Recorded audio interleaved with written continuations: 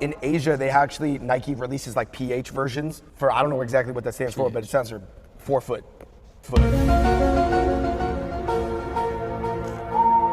But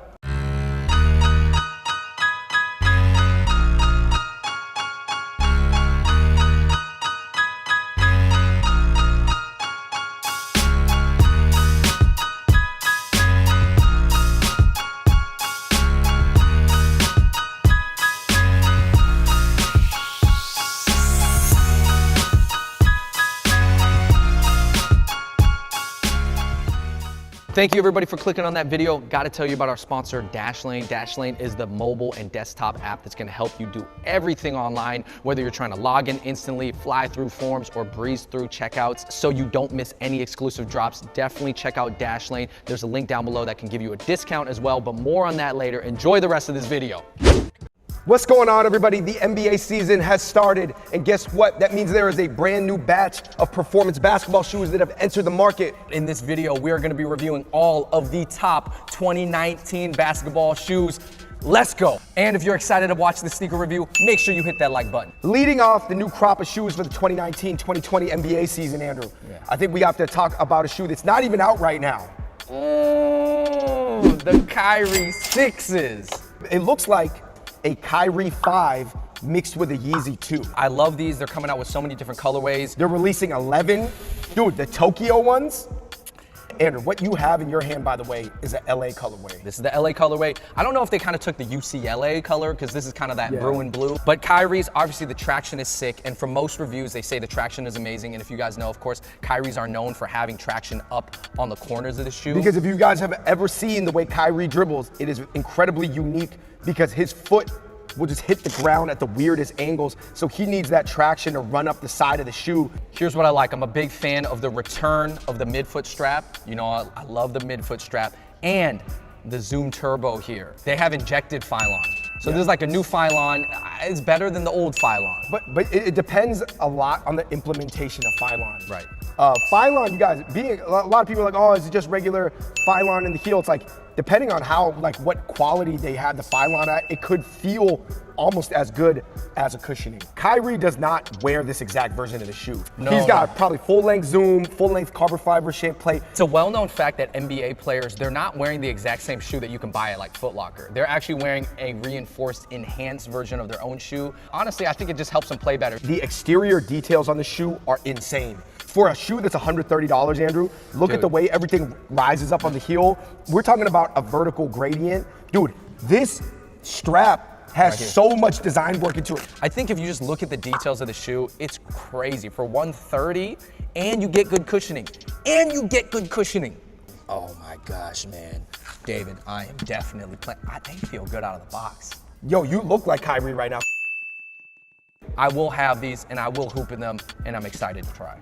Andrew, we're going from the Kyrie, which has kind of always been viewed as a budget model, all the way up to the most expensive line that Nike carries, the $200 LeBron line. This is the LeBron 17 right now, guys. Hey, I can tell you this, just feeling it, they have this knit posit, which is essentially a very ultra strong blend between battle knit and Flyknit. All right, so you have a Air Max C, which this is the same kind of Air Max that they have in the Air Max 270s, where it's just shaped in a C and it ends like about, well, it ends right here, I guess. So it ends right here and then has a super thick Zoom unit. Lately, in the LeBrons, the Zoom units have been articulated. Yes, articulated meaning that they're separated. Or segmented. And the reason is, it's because LeBron wants to flex in the forefoot.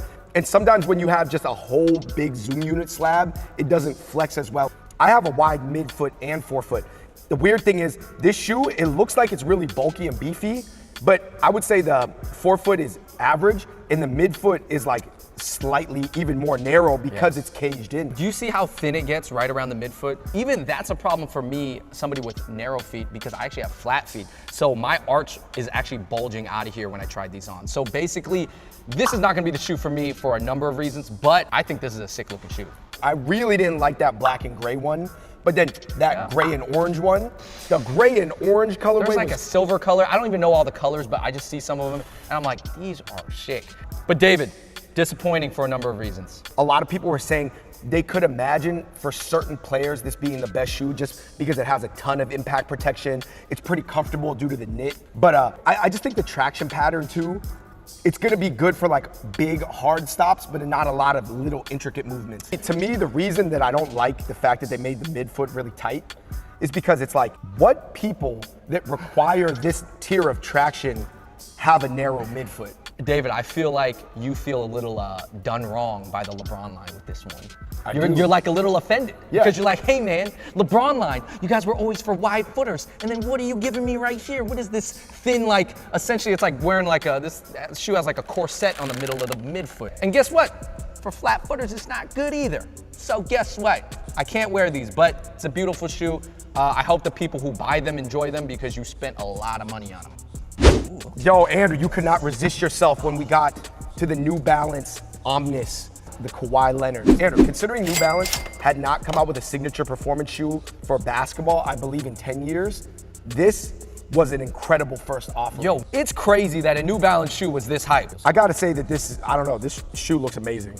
This to shoe me. looks like, all right, so the traction looks incredible, has a New Balance sign. What I heard was that since there are so many little small lines here, it gives good traction, but it does pick up dust pretty quickly. You gotta wipe it. Look at that. Oh Look my at how many gosh. teeth there are. Yo, It's gonna- Andrew, I can just tell by this rubber compound too.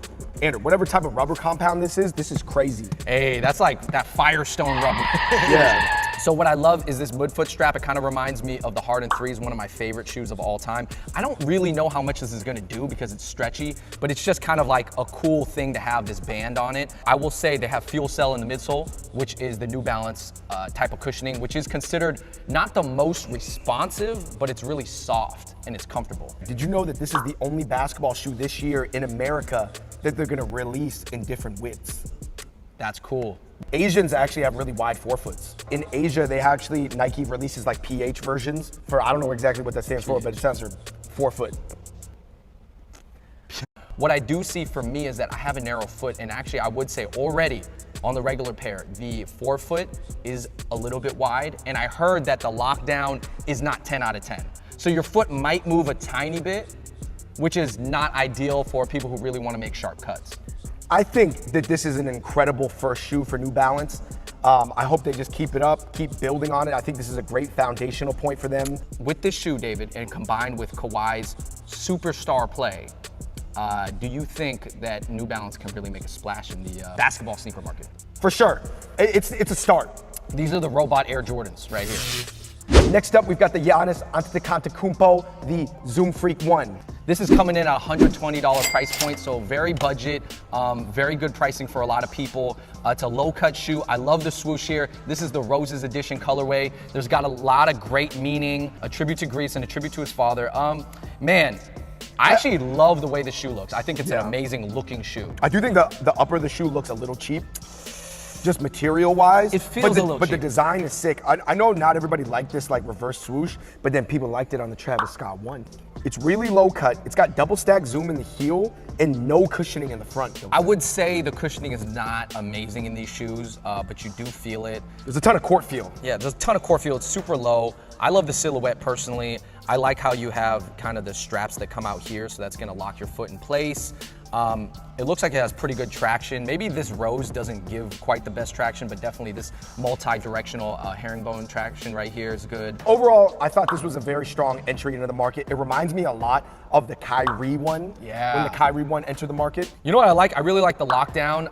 I love shoes with really good heel counters and heel padding because when you tie them up, it just pushes your heel into the back of your foot. All right, everybody, I gotta tell you about Dashlane because if you're someone like me who's constantly traveling, always shopping online, or just living life, this could be the life hack that you actually need. If you're on the move, you can use Dashlane to sync all your credit cards, travel documents, and passport information between devices and book tickets easily by autofilling everything from your address to your frequent flyer miles. I mean, listen, the built-in VPN lets you access the content you want wherever you want, you know, whether you're international or on random Wi-Fi. So when you're shopping, it can fill out addresses and payment details in just one click. And the autofill allows you to never miss another time-sensitive drop again. Listen, guys, I cannot stress to you how much this app can change your online life. It can make it way more efficient, flexible, and secure. You know, I just feel better using it. Plus, your info is encrypted and stored safely so that even Dashlane doesn't have access to it. So if you're interested in a 30-day free trial, go to dashlane.com/fungbros,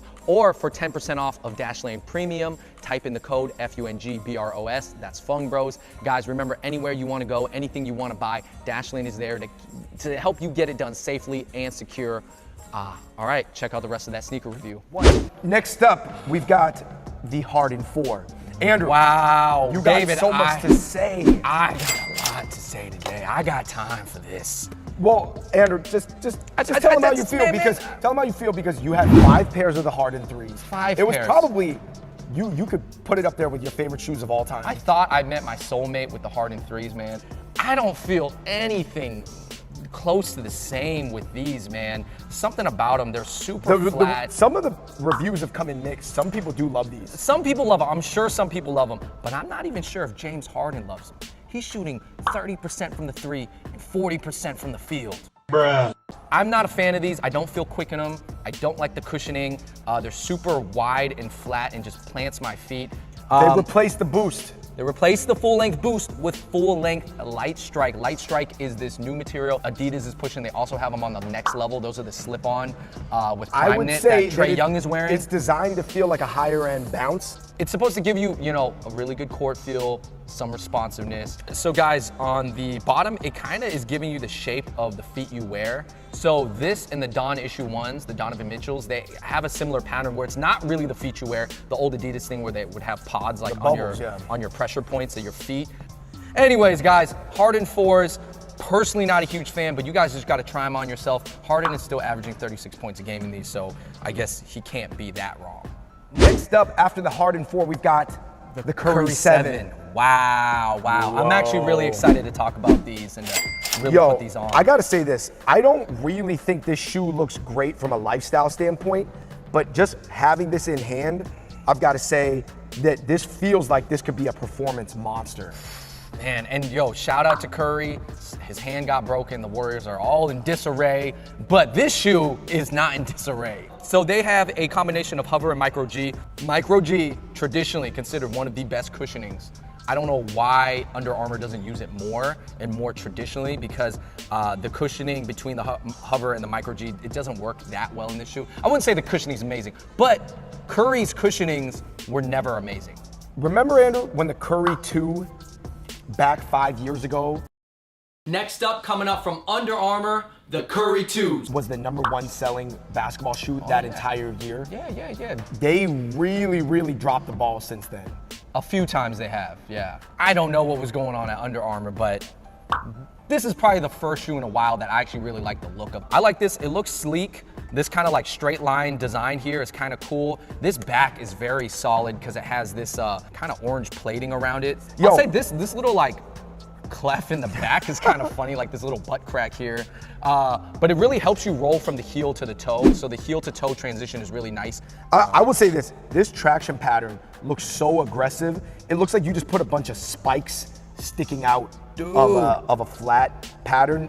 Oh my goodness. David, this looks like, you know what freaking Machu Picchu looks like? You know, all like the little structures that they have. I like the look of these. These kind of look like a really cool snowmobile. It really looks unique to me. Overall, I really want to wear these, and I'm excited to play in these because I just heard a lot of good things. I think this shoe is going to really sell well. Yeah. Next up, after the Curry 7, we've got the Don Issue 1, Woo! aka the Donovan Mitchell, the first Donovan Mitchell signature shoe to enter the market. Andrew, I actually played in these. I had the red and the blue version. Yeah. I do think they fit like a lot of Adidas shoes fit a half size big. Okay. So I suggest if your Nike size is a 10, you get a 9.5 in Adidas. This is all bounce cushioning right here. For me, when I first put them on, it was a red flag because they feel like the Harden 4s. Kind of long, flat, again, exaggerated outriggers on the side, so it's very stable. You know, for me, I actually really do enjoy this shoe.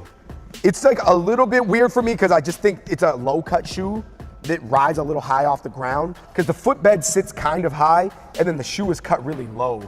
But other than that, I think this is an incredible performer for $100. I've never personally had a shoe that ever felt like this before. It almost reminds me of the Jet Flights from back in the day. That's interesting. Yeah. I don't feel fast in these. Like this and the Hardens. This is the problem. To me, this is like a slightly firmer version of the Harden. I think this is an amazing half-court shoe. If you play a lot of half-court basketball, you should look into this because obviously you're going to be doing a lot less running, making heel-to-toe transition in a way not as important. I think this was an amazing first shoe for Donovan Mitchell. No, it's cool. For $100, Hey, man. If you gave me this shoe and you made me play in it, I'm not mad at all. Next up, we've got a shoe from last season. Yeah. But it's apparently was the number one selling basketball shoe of the 2018-2019 season. I still don't believe it. The Russell Westbrook Why Not 02. Wow. This goes down as one of the most interesting looking shoes. It looks like a art piece, like Basquiat designed these because they have different textures, they have different shapes, it looks crazy. I will say this, I was so looking forward to the shoe, but the only thing was this midfoot was crunching me. From what I felt when I had these on, you feel quick enough. Like it kind of propels you forward. This is one of those shoes that has really good heel to toe transition. You know, I think as far as sprinting down the court to dunk on somebody, I think this is a shoe. Yo, this traction pattern is fascinating too. Yeah. Little circles. I heard almost looks like a Coogee logo. The traction pattern is really nice, and I like how it kind of looks like little suction cups almost. For a very particular type of player, I think that this shoe is going to be like a 9 out of 10, or maybe even a 10 out of 10. Right. Andrew, we have probably got one of the most hyped releases for 2019-2020 in our hands right now. And currently one of the shoes that you are wearing for basketball yourself. Correct. We've got the Jordan 34. Wow, this shoe looks sick. And there's not a lot of shoes out there that you can see through. I like the traction pattern. I heard that the traction is pretty much like a 9 out of 10, 8 out of 10. You know what struck me about these shoes is that they're really light. They are. I would say it's a pretty light shoe. I think the Jordan brand is back and committed to being the highest performance basketball brand, whether that's sneakers, apparel, accessories, in the whole game. I'm interested because it's very lightweight. This material is very soft, and I don't know how they're gonna enhance Zion's pair, but I don't know, he might rip through this or something. So Andrew, I'm hooping in the Jordan 34 right now, as well as a lot of older shoes. What else are you playing in? All right, guys, I am wearing the Kobe 80 NXT Fast Fits, and I'm also wearing the KD 12. I think the biggest tip that I would give people is to either double up on thick socks or go down half a size. Yeah. And the shoe that feels too tight on your feet, it's okay while you're playing. Yeah. You don't necessarily want a shoe that feels amazingly comfortable off the court and on the court. Basically, you just don't want things to be rubbing at the wrong angle. But remember, guys, there are so many different factors to why you like a shoe, and everybody's gonna be different because, like we said, there's your heel, your midfoot, your forefoot, your instep, your arch, and even sort of like the way your foot hits the ground. And two people can wear the same shoe and then have different opinions on the traction. It's because their foot strike is different. I do think that generally though, if people say this shoe is great for wide footers, then if you're a wide footer, you owe it to yourself to go try that on. Absolutely. All right, so the shoes that we don't have with us right now are the Dame 6, the PG 3s, and the Puma Clyde Hardwoods, which I'm very excited about because one of the first basketball shoes in a while that has real leather, so I'm excited. Andrew, what do you want to tell people about performance kicks? Because why are we so nerdy about this? Obviously, we're not pro players. We're not even dropping 30 in rec leagues, but we're just so into it. I think it's just kind of fun. It's a culture that we're into, and it's always fun to ask people. Like, every time I see somebody with the Adapt BBs, I'm always asking them, yo, how are those shoes? Because I've actually never really had a chance to try those. Also now, with all these basketball trainers out, you can kind of learn to train and play like certain players to an extent. So I'm in the why nots. I can attack the hoop, you know, a little bit more like Westbrook, or like, oh, I'm in the Hardens, let me go side to side. It's just kind of funny to think like that, even though we're not even close to anybody's level. So please let us know in the comment section below what your favorite sneaker that we showcased today was. What's your favorite sneaker line moving forward? and why? And also let us know if there's other sneakers that you really want us to review. We do want to do some more sneaker review videos. Obviously, we don't do them that often, but you know, when we do them, we give you everything we got. All right, you guys, thank you so much for watching that video. That was our performance sneaker review for the 2019-2020 NBA season. Make sure you give this video a big thumbs up, subscribe to our channel, check out our sponsor, Dashlane, at the link down below. Remember, you can get 10% off Dashlane Premium, or you can get a 30-day free trial off Dashlane. Until next time, we're the Fun Bros. We out. Peace. I have a wide foot all the way through. Wide forefoot, wide midfoot, big ankle. I don't have any cankles though, like some other Not cankles. No cankles, bro. David, strong ankles, not cankles. No. There's a difference. Strankles. You guys, strankles. Strong.